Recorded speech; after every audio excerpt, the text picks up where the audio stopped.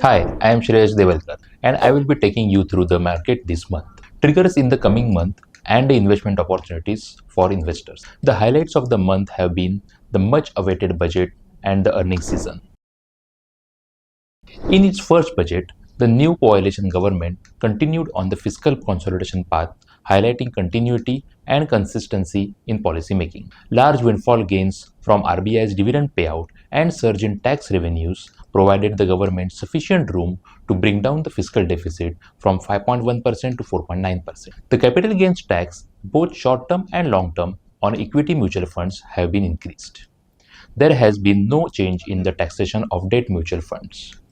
They will be taxed as per the tax slab of the investors. However, funds other than equity and debt will be taxed at 12.5% if held for more than 24 months. Overall, the focus on fiscal consolidation, boosting employment, and incentivizing MSME and manufacturing will continue to structurally build a strong growth prospect for India. 28% of NSE 500 companies have reported results so far, consisting of 76% of the market cap. Auto, bank, capital goods, healthcare have delivered all-round growth, while cement, chemical, durable, logistics, metal, oil and gas, and retail look weak. Market saw a knee-jerk reaction on the day of election and also on the day of budget, but subsequently recovered to all-time highs after both the events. The earnings season is on, and that could set the tone for August.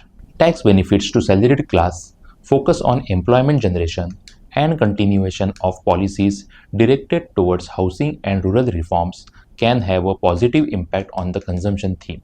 Likewise, we also expect the focus on capex to continue with more thrust coming from the private sector. Overall, we remain positive on the markets and continue with our theme of being overweight consumption, investments, and underweight on export sector. Always remember, markets may go through cycles, but it is important to stay invested. Watch out this space every month for equity outlook from Axis Mutual Fund.